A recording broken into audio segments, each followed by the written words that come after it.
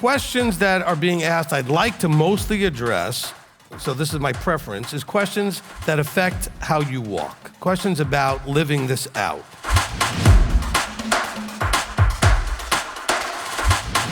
What he's always told me is, tell them that if they're doing what they're supposed to be doing, they'll be where they're supposed to be.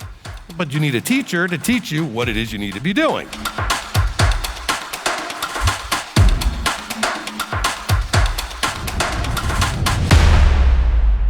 All right, next.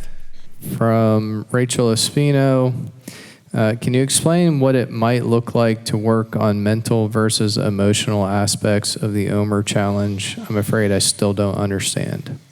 We have two components going on in our system, okay? Three if you want to count the spiritual side, but the spiritual side is very much affected or allowed to flow or not flow based on what's going on in our minds and in our hearts, okay? So we call that the mental and emotional aspects of us, right?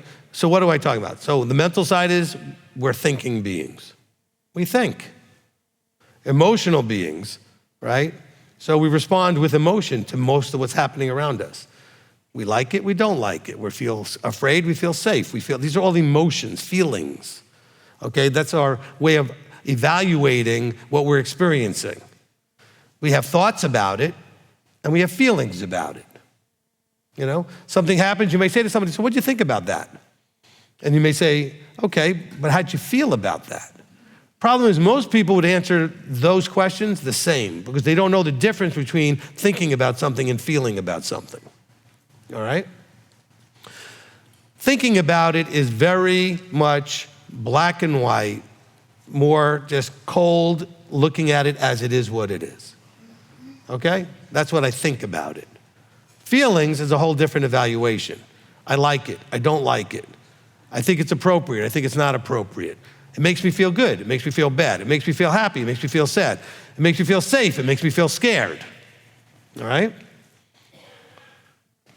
So it's a different thing than thinking, all right? So you see I'll give you an example. You're in a campground, all right? You're in a campground and you hear a noise and you see an animal, a bear or something, right? A scary animal, a bear approaching at enough of a distance, you're not in any danger yet, but you see something, maybe the bear hasn't even noticed you yet, okay? So now you should have some thoughts about what you should do to respond to what you saw. But you're also going to have feelings about it. You're gonna get scared, you're gonna panic, you're gonna some sort of feeling about it, an emotional response. The emotional response can, and often does, cloud your ability to think what to do. So thinking would be, there's a bear, I need to get away, I need to find a way to be safe, or whatever, right? There's a bear. That's just a thought, there's a bear. What do I need to do now to give me the best chance of being safe? In the meantime, your emotional system responded with, ah, okay? Or something along those lines. Okay, so those are the two aspects of what we're doing. Now the spiritual side can come in, but only if the mental side wins. Because you can't feel faith, belief, trust when you're in, all right? And so what I want you to do in the challenge, and I think I put this in the suggestions, just one sentence for each, and I don't remember exactly how I worded it, but basically I said, for the mental side, you have to develop strength. You have to strengthen the mental side of things. What I mean by that is so that when you have an emotion like, the mental side is strong enough to say, calm down, we need to do something. We need to think clearly. I know people say, how? All right? There are lots of materials, resources out there about strengthening your mind. Go find some of them, all right? Now, there's also the emotional side. The emotion can be useful, okay? If you just go, oh, look, there's a bear, and don't have any fear or other emotions connected to it, you may just be like, this is cool, let me just watch this bear, okay? It's the fear that says, I need to get away. But if the emotion is driving, you may just panic and run in any direction and make a whole bunch of noise or whatever. If your mind is controlling it, you go, this is not safe, I need to go do something to get away from this, all right? And so, I mean, I'm just using that. That could be anything. It could be a people. It could be a relationship or whatever, where you realize I need to do something about what I'm observing. Let's take this into what we were starting to talk about with things like the Myers-Briggs, right? Information comes in, however it comes in. That's the mental side then decides, okay, that if the mental or emotional side is activated to deal with that information, all right? So those of you that did the letters and you have an F, okay, feelings is how you tend to evaluate information. If you have a T, then thinking is how you tend to evaluate information, what to do with it, okay? And so if you are someone with a F, you need to really work on strengthening your T so that you can balance out the emotions. By the way, if you're someone who's got very little feelings and mostly just T, you're gonna have a terrible time in your relationships and everything else because you can't express emotion. And you don't feel the emotions on a level that you should. So you could be out of balance either way. All intellect, no emotion is wallpaper. I don't know what that is. Because nobody wants to be with that, okay? All emotion, no thinking, nobody wants to be with that either. Because you're a chaotic lunatic. Okay? I didn't name you. She's like, hey, I'm standing right here. Why are you talking about me like that in front of everybody? Okay? If you're saying all emotion, no thinking, right? That's nobody's here is all one and not the other, okay? But if you don't have a strong enough mind, it could look like you're all emotion because it just starts running and driving, okay? So the second part was for the emotional week was develop balance in your emotion. So how do you do that? That I can give you at least a little hint. Again, go out, look for resources and how to get your emotions under control. But to get balance and also to strengthen your intellect, both of these things require one thing for sure for both, a higher awareness of what you're thinking or feeling at any given moment. But an awareness from sort of an out-of-body experience. I mean like an awareness where you're not in the emotion, but you're watching yourself feel or think the way you are, okay? And then you ask the question like, wow, why am I reacting this way? Okay, is there a good reason for it, or am I just triggered, and I'm just freaking out, panicking, or having whatever kind of strong emotion? Is there a good reason for it? I'm not saying there's never a good reason for strong emotion, but you have to have the mental regulator decide, okay, it's okay to have that strong emotion right now. This is a good place for it, it's a good time for it, it's appropriate. But that's a mental thinking decision that needs to be involved in regulating your feelings, okay? To keeping your feelings in an appropriate level. Because sometimes strong emotion is very appropriate. I mean, there are times for really good, strong emotion. Joy, to the point where you're crying, you're so happy, okay? You don't want to just be the person who never cracks a smile, never sheds a tear, just like a machine or something, okay? That's not, who wants to be with that, all right? But nobody wants to be with a person who's crying all the time and has their emotions completely out of control all the time. That's hard too. Because you're like, oh my gosh, get it under control. Now don't say that to your friends that have the problem. Have an empathy for the fact that they have the problem. Your friends is always over the top of their emotion, like, oh my gosh, get it together already, get a grip. They can't. They need to do the work of developing more strength of mind and balance of emotion, all right? Now, the stronger your mind, the more it will force balance. So the better way to fix this, or the easier way to fix this, is to strengthen your mind, okay? So that you are thinking and not just emotionally responding, but you're thinking responding, okay? Because remember, the information that came in was still the information. How did you handle it? All right? By the way, if you have an F in your letters, in your 4 letters, you still have a T there too. It's not in the 4 letters, but it's in your cognitive stack, whatever that is. I'm not explaining it now. It just means that it's weaker, that the F is stronger, the feelings are stronger than the thinking. So work on developing your thinking side. It will help balance your feeling side. All right?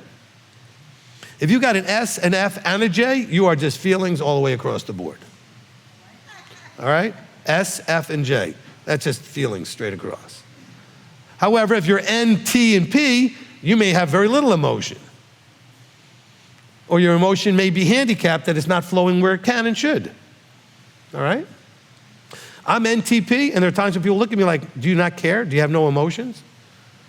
And I do have times where I'm not showing probably the emotion I should to communicate things with people. And it's like, well, you just don't have any emotions. I've been accused of that many times because the letters I have, the way information comes in and the way I deal with it is not an emotion-based way. It's an intellectual thinking process. That doesn't make it better. Either one out of balance is problematic. But I want you to work on the mental one first and the emotional one second, so you've got to first strengthen that mental one. Okay? How? Well, number one, become more aware. Number two, go look for resources.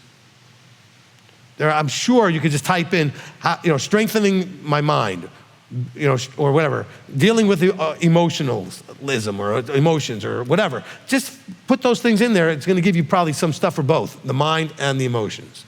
All right? You guys, I don't want to do everything and spoon feed you. I want to tell you what you need to go look for resource-wise. I've been studying this stuff for, going on 40 years, okay? 45 years since I was like a young teenager, middle teenager. How did I do that? I just found resources. When I talked to people, they would recommend resources. Because I'd end up talking to people and they're like, oh, I studied that too. What did you study? Here's a resource, I think it's pretty good, okay? And so hopefully that answered the question for Rachel, okay? We will try to talk more about it when we get to next week, and the week after when it comes to mental and emotional. If I do nothing but, remember I said this earlier during the long tithes and offerings sort of mini sermon. If I do nothing but get your attention focused on it for a week, it's already accomplishing some of what I hoped for. Just getting you aware of your mental state and realizing you need to do some things to bring it into some sort of balance, strengthen it up, or whatever it is, then I've accomplished the first step of the process, okay, is that you would be aware. Just like when I gave you the financial one, you became aware of your state of your finances. Just like when I gave you the physical one, you got aware of the state of your physical health. And so I want you to be now aware of your mental health. What is the state of, actually the question says it, what is the state of your mental well-being? And you're like, it's not well-being. Okay, good, now you're aware of that, you can fix it. Your financial wasn't well-being and you learned to fix that. Your physical health may have not been well-being. So what do you need to do to get it to where it's well-being or being well? All right? All right, we got people back in the room and they look very familiar, because it's the same two people that have already been in the room. So let's go back to round two now with Megan Morrell. Thank you, Rabbi. We have a small group that meets here, and a couple of questions have come up, people who'd rather not get on camera, so I was nominated to get back on.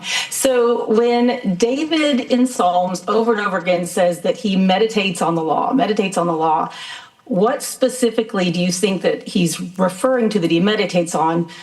Specifically, it was asked last night's Torah portion. Surely that's not something David spends a lot of time meditating on that he loves so much. Okay, so think about it.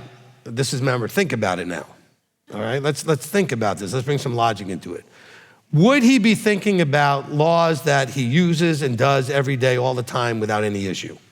No, unless he's thinking about appreciating those laws. So he may pause and say, I keep the Sabbath. I don't even think about it. It's not a problem. I don't think about, do I need to keep it, how to keep it? I just keep it every week. But you know what? I can meditate on appreciating it. But there are also laws that he might have struggled with. He clearly struggled with adultery. He struggled with some of the different things. And so I'm sure that some of his meditation was on the laws where he struggled, so that he would make himself more mindful of and aware of and cognizant of those laws that he might have struggled with. But he says that he would meditate on them, and a lot of the Psalm 119 especially talks about how much he then appreciated and valued the law. So it's not just laws necessarily like the laws that we just read last night about Sada'at, okay? The leprosy, but it's not really leprosy thing, right? But to appreciate that there was a law to deal with when this thing would come on people's skin or clothing or whatever, how wonderful that he had a law to deal with that. So we can meditate and should be meditating on the law from the point of view of appreciating that he gave us these things. I think I talked about that quite a little bit during that little tithing sermon rant. And really, for those of you who are listening now who weren't there, go back and listen to today's tithing time, because I gave a teaching, little mini teaching, wasn't on purpose, about appreciating that everything he does is for our benefit. And all the laws he gives are for our benefit. And you can meditate and realize, and maybe even meditate and go, let me think about the different laws and see how they benefit me. What did he have in mind that I should benefit from this particular law or that particular law? Because we start taking things for granted. Meditate on what the Sabbath does for your life, or what kashrut does for your life, or what tithing does for your life, and just that it gets you to focus on your financing. You might want to meditate on these things. Spend some time. What does meditate mean? I'm going to stop and I'm going to pause and I'm going to think about it. I'm going to consider and think about it. All right, did that answer the question, Megan? I believe so. Yes, that's beautiful. I'm sure she'll appreciate that. Another question that came up from another person was from Daniel 3:25. It's the fiery furnace, and when Nebuchadnezzar sees that there's a fourth one in the fire and it looks like the Son of God, and the question is, how could he know what the Son of God looks like when Yeshua had not yet come to earth? Okay, there was, and I guess we're having to deal with this from two perspectives. First of all, it's telling us that there was one there so that we could know what he was seeing. He just saw another being in there. He saw a fourth being, all right? Now, so number one, that was for us to know what he was looking at. Now, as far as him knowing what he was looking at, it's certainly possible too, to some degree. Not that he would know it was Yeshua, but knowing that there was one, quote unquote, as the Son of God. Because you got to remember that back then, much more than even now probably, there were lots of religions and people were familiar with what other people believed. Okay? You may have an understanding about Christianity to some degree because you came out of it. But do you know all the denominations that you never experienced and what differences there are with them? What do you know about Islam? What do you know about Buddhism? What do you know about Taoism? What do you know about Hinduism? What do you know about any of these things that maybe you've never had experience with? Well, there were lots of religions at the time, especially the dominant stuff like what Babylon was bringing into play, and when they were actually taken into Babylon to live amongst it, that they learned about Israel and Israel learned about them. They knew the God of Israel. They knew about the temple. They knew about the Jews' belief. This is not something they didn't know about. That information was well understood amongst the people. So I don't know what the king knew at the time. Certainly it was written so that we knew that that's what was going on there, okay? Does that make sense? All right? Yes, it does. Thank you. Good. I have one last question that's mine. I was saving it for private counsel with you, but if it's something that you can answer here, just let me know. It has to do with redeeming the firstborn. We plan to come to Sukkot. I believe there's a time for this at Sukkot. Yes. And we have an interesting situation. So we have 7 children, 4 are adopted, and 3 homemade ones. So we actually have 3 boys in our home, in our children, who opened the womb for the first male from a womb. Right. Do we do redeeming of the firstborn for each of them or just for our oldest son? How does that work for us? Okay. So first of all, what you're talking about, just so I can give the reference to everybody, I just want to make sure I give you the right chapter. It's chapter 3 or 4. Let me just look for it real quick. Chapter 3. All right? So in chapter 3 of Numbers is where you get this the redeeming of the firstborn. It starts in verse 45 and goes down about 5 or 6 verses, okay? So first of all, let me say this. I don't have any strength of case I can make that you still need to do this, okay? There's no verse that shows that you still need to do this. It was done that one time for the bringing of the Levites to be the ones that would serve before Yahweh instead of the firstborns, okay? And so there was this redeeming that was done, okay? There was a redeeming that was done. Now, having said that, our brothers in the Jewish community have always done this. Not all of them in every community, but it's something that has been done throughout the years consistently by some of the Jewish community, and it got passed on all the way to now. So when people ask about it, we have said, absolutely, you're welcome to do it. I'll get into the answer to your question in a second, but I want to first package it by saying it's not something you necessarily have to do. I can't make a case that says you must do this, okay? And look, I'm one of those very literalist scripture people to a certain degree to say, look, if it doesn't say you need to do it, you don't need to do it. If it says you need to do it, you need to do it, okay? And so I'm very strong on that. So same case here, I can't give you scripture references going beyond numbers to show that they were doing this, okay? However, I can go to the sages and the history to see that the Jewish community, a lot of them in the Orthodox community still do this, all right?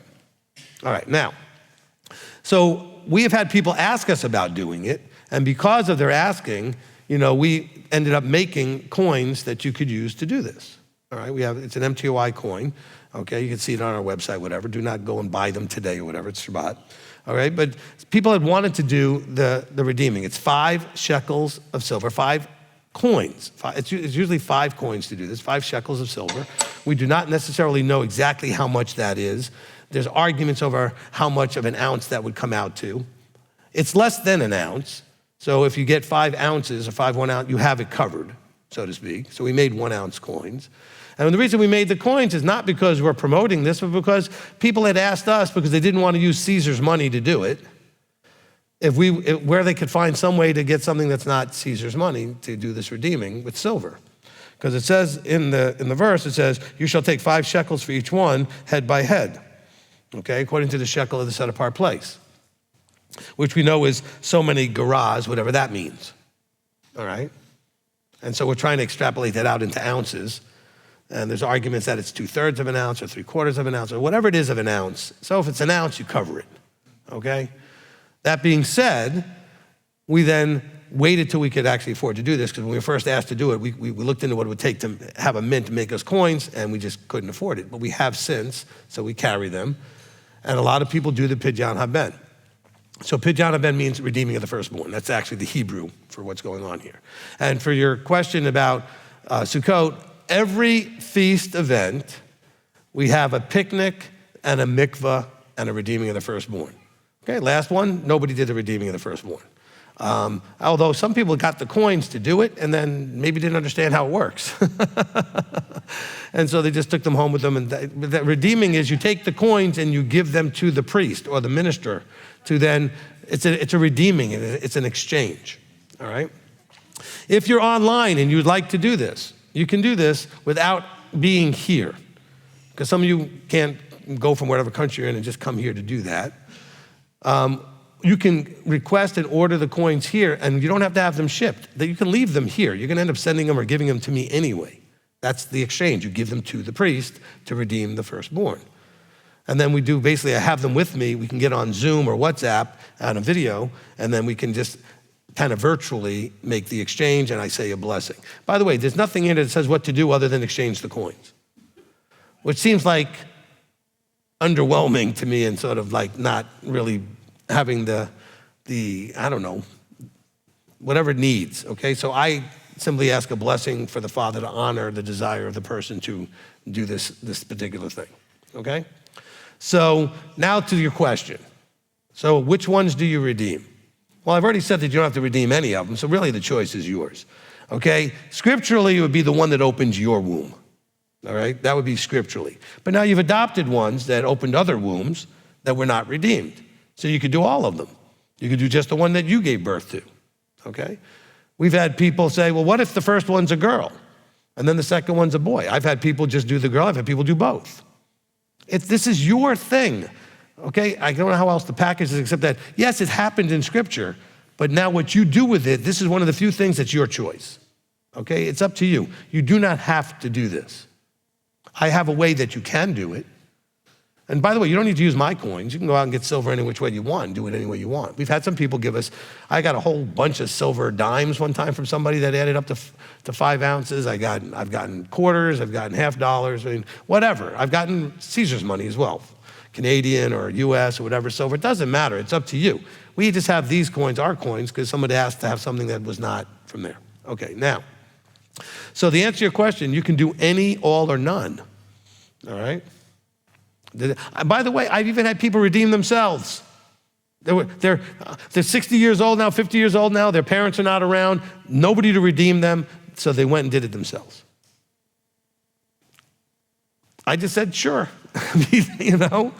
If that's what you want to do, that's fine. I'm not going to say that anything magical happens. Some people have experienced some blessings, some relationships, they've redeemed a child that they hadn't talked to, and then now they're talking to them. That doesn't happen all the time. As a matter of fact, it doesn't happen that often. I'm just saying some people have experienced some blessings from these things. So I'm not saying that to try to entice you to do it. This has to be something you're moved to do, okay? Hopefully I've said it clearly enough that you do not need to do this, okay? All right. Did that answer the question, Megan? Yes, very much. Thank you for the clarification on all of it. Okay, there is a teaching called The Legend of the Coin. If you look it up on my YouTube channel, watch that. It explains everything I just explained, okay? It also explains why we scratch our beards. It makes them turn white, just so you can see that, So, anyway. Some of you are like, what is that scratching the beard thing? Watch the video. It's just a funny thing that we decided to do, so you figure it out. All right, next. What else you got? You got one more? Or was that it? I'm all finished. Thank you. All right, no problem. Okay, since I got a few new ones in there, Annabelle, I'm going to make you wait a minute, and let me get some of these new ones. Okay, we still got plenty of time. Let's go to Adam and tell us where you're from. I'm calling from California. Okay. And this is more of a question related to like walk. Because, I think it's about a year that, I've been following you. And I've been trying my best to like stay consistent, with this walk. The only thing is, though, as I got more involved into the walk, my wife is not 100% on board with what I do. We used to get into like arguments and stuff on Shabbat. But, luckily it's me and my brother and his wife. We kind of like, we stay together. We follow it and everything. But my wife now, she's a little more supportive now, but she's not on board with it, but less arguments. But and recently, I just started wearing the seats after a year. I used to think that it was only for like Jewish people. So what do you recommend for someone to stay consistent and continue on this walk? Thank you. All right, so first of all, I believe you must have already been somewhat consistent, or your wife would not be warming up to this. In other words, if family members, this doesn't always work, but it can work, where they will recognize that you're serious over time if you're consistent. They'll push and they'll fight and they'll push and they'll fight to see if you are consistent, if you are serious, and see if you'll compromise on some level. Obviously, you've done a good job for her to start to warm up to it because she sees you're serious. So good job on that, okay? Adam, good job, because if you weren't consistent, at least to some degree, she would not be starting to warm up to the idea that, hey, this isn't changing. This is what he's doing. Because some people look at you like, all right, it's a phase you're going through. I'm just going to wait it out, or I'm going to push against it and see how much you can be pushed against. All right? But once you make it clear that I'm not changing, this is now who I am and where I'm going, and you walk it consistently, people will tend to start to at least believe that part. Now, as far as warming up to it, what you also should be doing, and I'm guessing you are also, help the person in your life, your spouse, your family members, whatever, see that this is a blessing, that you're a better person to deal with, you're a better person to live with, you're a better person to be married to, you're a better person in general. This is a blessing for them to have you do this walk, okay? And so, and as far as you're continuing in the walk, everything that you come to learn, just start applying it. You came to finally be okay and understanding about the seat, so wear them, okay? I'm wearing mine now. I wear them every day. I wear them all the time, okay? I don't just wear them when I leave the house. I wear them in the house. When I get dressed, it's part of my putting on my clothes, okay? So wait, here we go. Here are the seat, okay? So they're right here, attached to me. Grab them out here, okay? All right, so you can see two of them on this side, and there's two of them on the other side, right? So wear your seat, all right?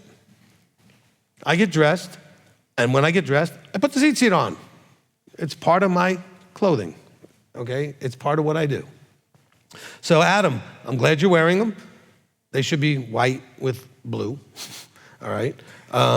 Not multicolored, anything else. And they are one step going forward more that you're adding to your walk. So continue what you're doing. As you learn, add to your walk. All right, anything else?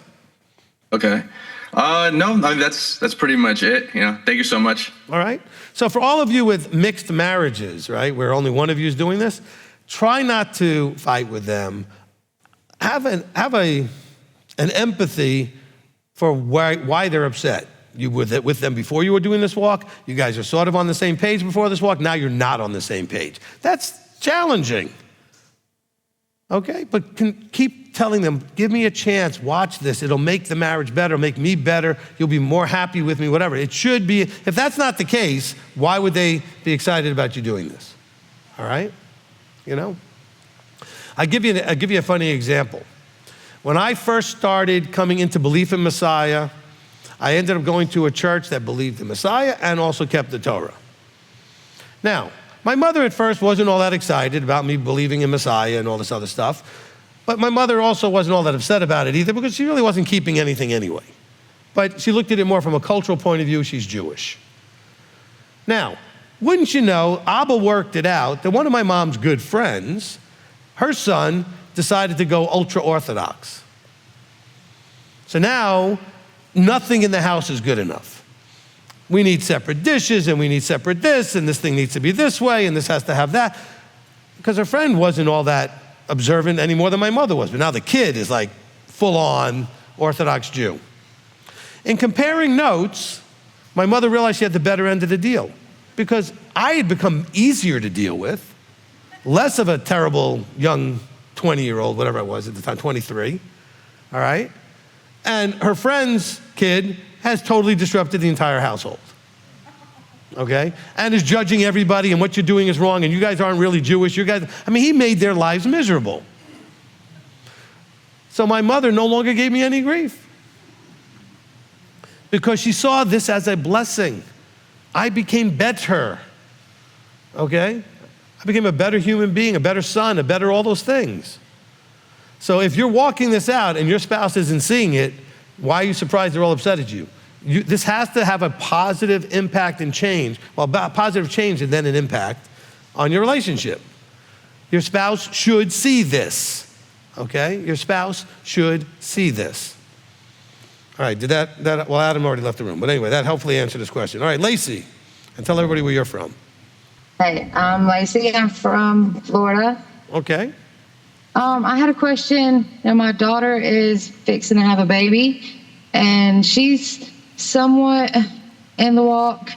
Her significant other is Catholic, and I asked her if they had the discussion about the circumcision thing, and she said her husband doesn't care. Wait, hold on. She's not married? No. So why we even worry about circumcision? She's not in the walk. She's not married. She's got bigger problems. Right. So why are we even discussing circumcision when she's not even married and she's having a baby? Yeah. They're supposed to be getting married pretty soon, actually. So I'm holding out for that. I've tried. So did she ask you to ask this question, or is it your question? She wanted to ask. So what did she want to ask? Should she circumcise the baby?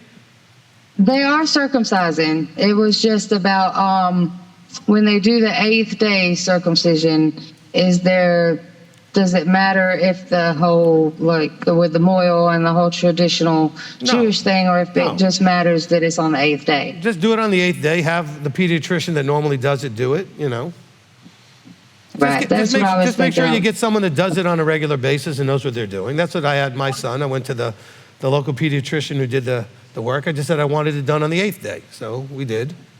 Okay, that's fine. Right. Okay, that's what I was thinking. I just wanted to clarify it. Okay, but I'm just saying is, if I'm Abba looking down, I'm going, I'm not impressed. Okay, you're not married. You got pregnant, not married, but you want to circumcise your child. Yeah, I've put that one out there too. Yeah. All right, anything else? Bits and pieces right, don't make it right. Look, and you can't impose and try. Remember, we covered that earlier in this discussion, right? You're just going to have to let it be what it is, okay? But I'm like, okay, this is already a mess. Let's try to fix this mess, okay? Yeah. Because if they were talking to me, I would tell them, look, I'm not even going to talk to you till you go to the justice of the peace or whatever and get married. And by the way, I don't care that you don't get your fancy wedding. You've already screwed this up. Go get married, all right? You want to go do something fancy, do it later. That's fine. Go fix the problem. Like now. Okay?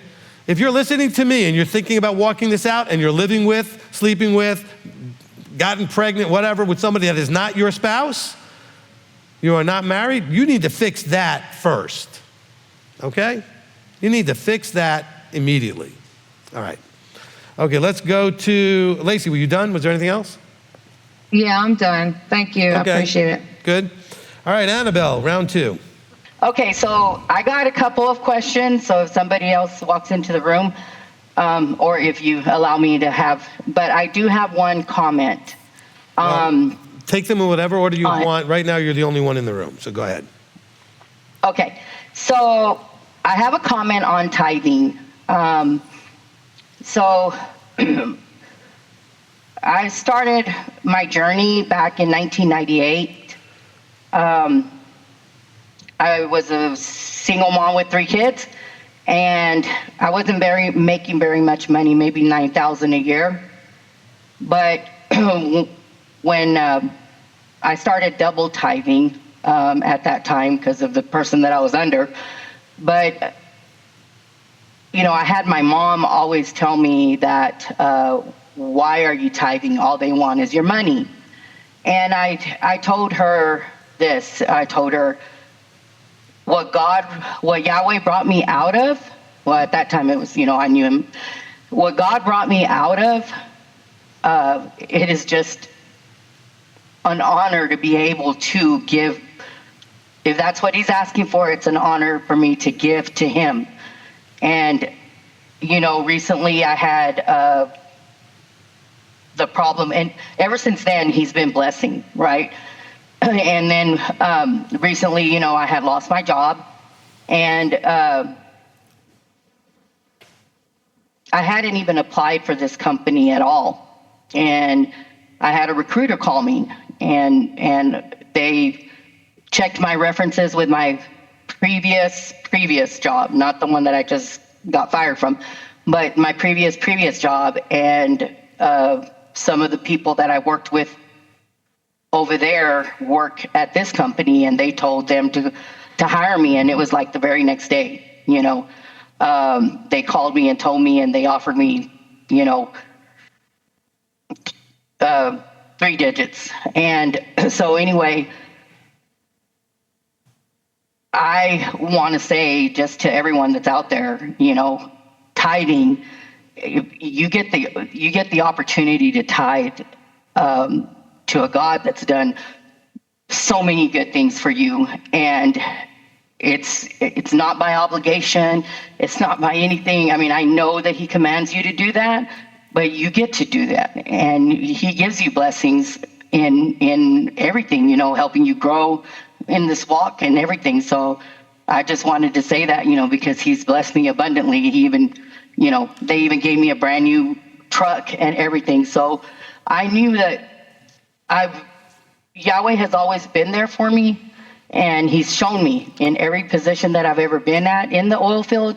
I always get a new truck, and I had, where I used to go before, had them tell me, what is it about y'all? Y'all always get new trucks, and I was like, it's just the favor that he has towards us, Amen. And anyway, so I just wanted to comment on that he is faithful to his promises if you are doing his promises, right? Right. Listen, let me just say this about your comment, which is everybody just needs to understand, if you are being blessed in any way by our ability to do this kind of thing, to stream, to take questions and everything, it's all because there was tithes to get the equipment, okay? I mean, somehow you guys just don't always connect the dots that all these things that you receive are only because somebody gave, or there would be none of this. There'd be a little congregation meeting somewhere in a house or something, and there wouldn't be any money to do anything. And so the vast majority of you in this room are here because you saw a broadcast, and you saw the broadcast and the quality of the broadcast because of the equipment we have. And when you come here, you're like, oh my gosh, look at this equipment. This equipment was not very cheap, and I'm not saying anything to brag about it, but we wanted to give the best quality experience to those that aren't here, as well as the best quality experience to those that are here, which is why we're also building a new building, which we don't fit in this one anymore anyway. But those things are only possible because you guys, and you're benefiting from it, because you guys are doing these things. So it's not about, well, why are you giving that person the money? It's being used to your benefit. Okay, and if you don't see that happening, then, and wherever you're giving, well, then I understand the challenge. If you just see the money going into a pit and nothing's coming out, but you can see the fruit of what comes in. You can absolutely see the fruit of what comes in. Okay, all right. Annabelle, go ahead. Another thing is like, so we know Sukkot's coming, and I'm going up there to go for the feast. And Rabbi, every time that I fly down there, I always try to get it as soon as you say, give us the dates. So I already bought my ticket though, because I checked our letter, right? And we're on the website. And so I already bought the ticket, and because I bought it so early, I only had to pay $238 or $258 for a round trip ticket. Wow. So the more that you wait, because the other feast that when my daughter went with us, she let me take Miliana, and it was in August. And I bought the ticket then, but I had bought mine, early, and I bought her ticket, and it had already skyrocketed like $500 more. Wow. And then Savannah wanted to come with me, and then her ticket cost more than mine and Miliana's put together, to $1,500. So the longer that we wait, the higher the price goes, right? And so I was just wanting to let everybody know, if you're going to go, make a decision, buy it now. Sure. You get there early. All but right. anyway, sorry. What's your question? Go ahead.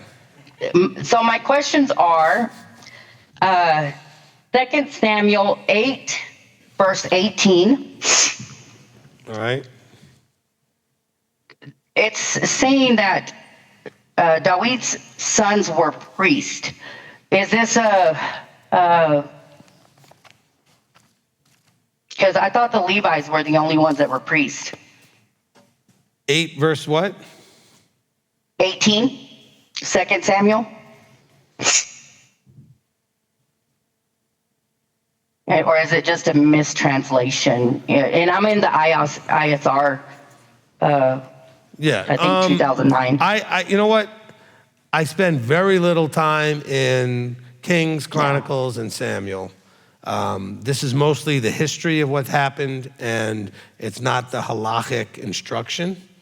And so maybe that's a lacking on my part, but so I don't have a good answer for you. I haven't been in 2 Samuel in a long time.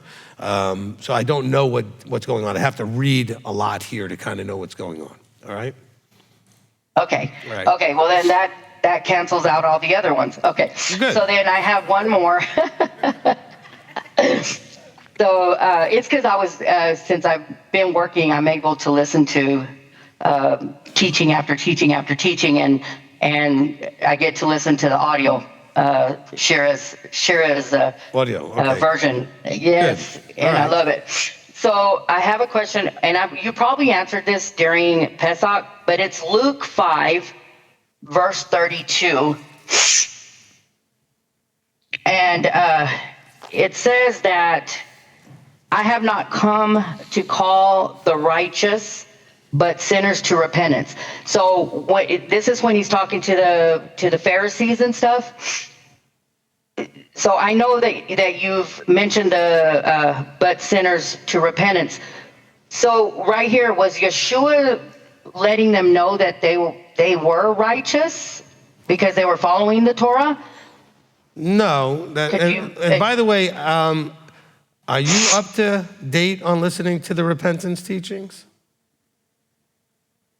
I am. Then you know I explained covered this, not in the Luke readings, I covered this in the repentance teaching.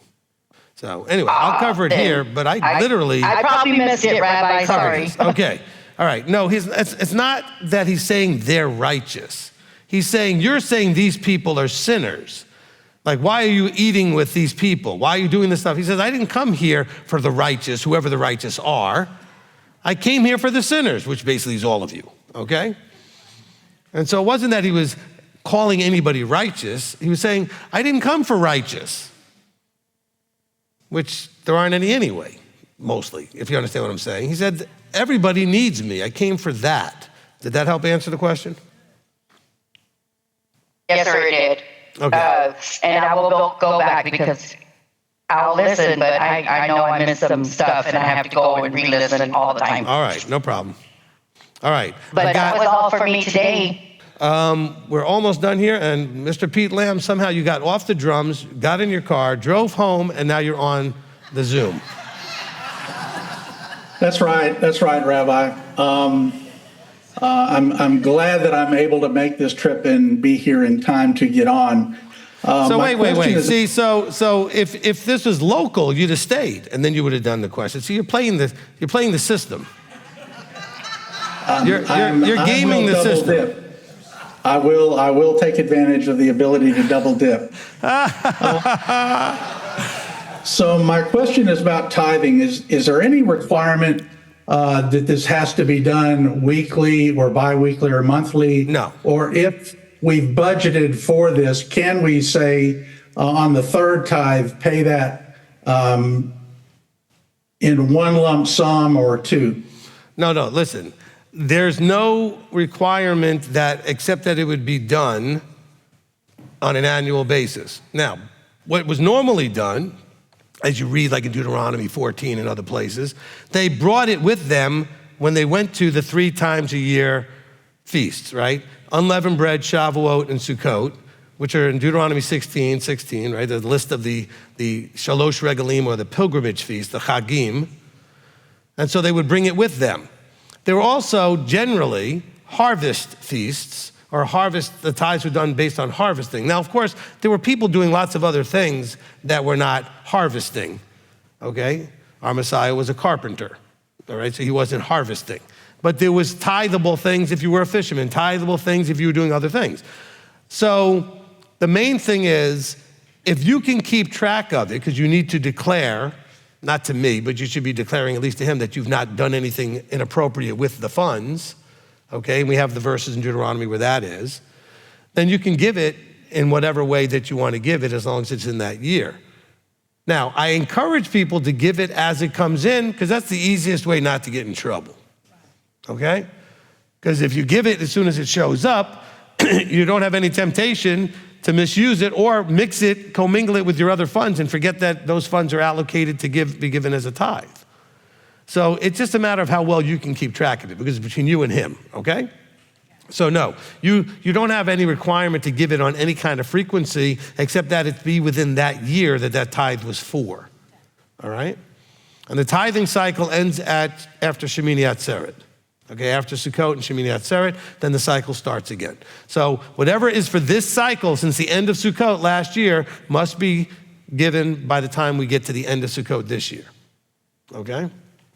Okay, because we followed your advice in maintaining our budget for that third tithe continually. And fortunately, we have not had to dip into that.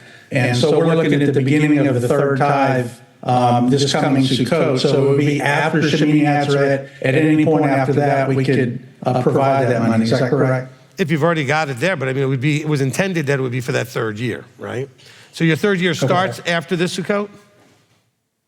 It would start this coming Sukkot, after that. It will be starting this coming Sukkot.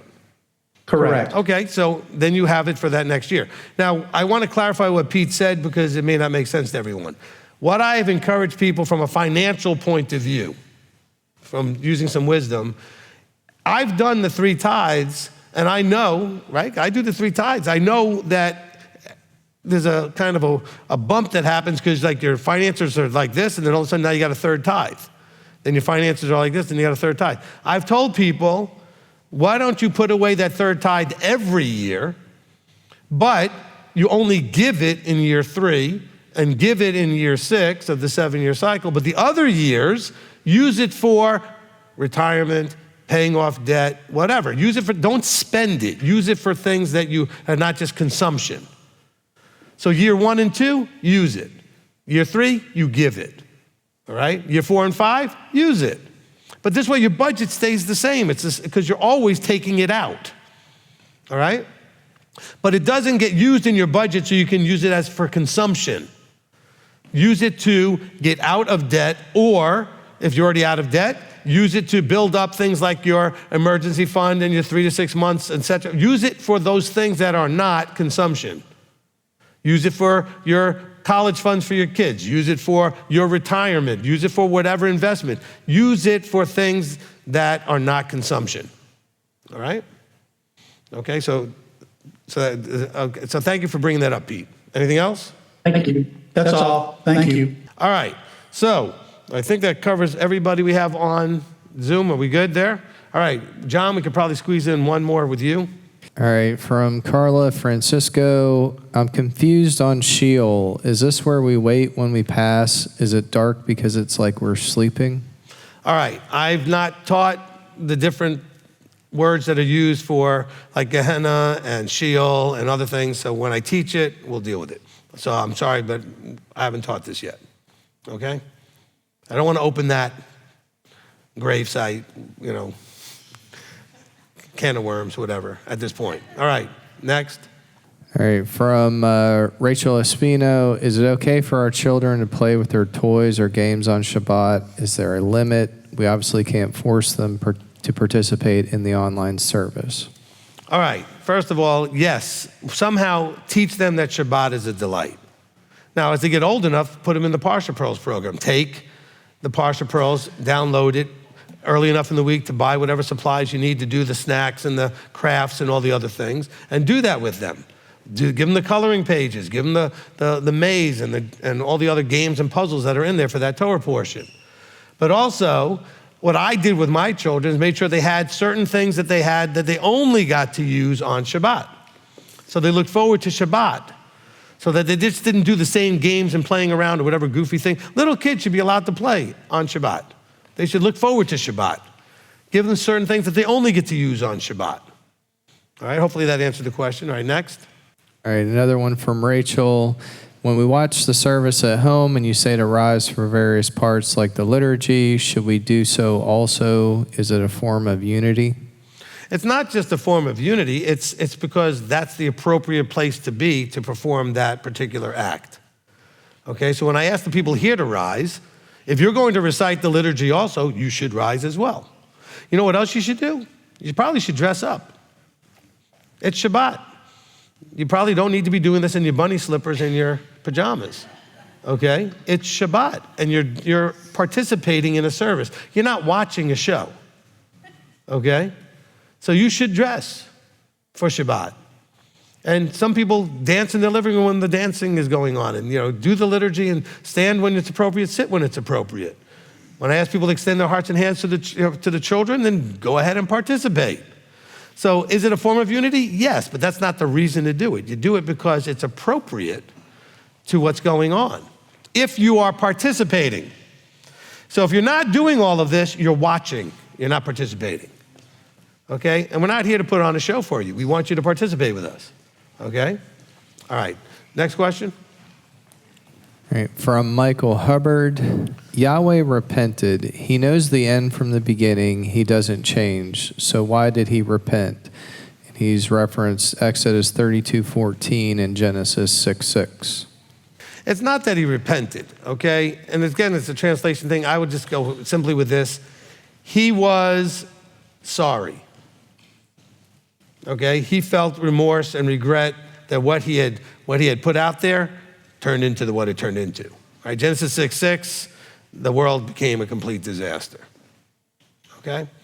So in another place, it says that he repented of what he was going to do. In other words, again, he realized that I'm not going to do this thing.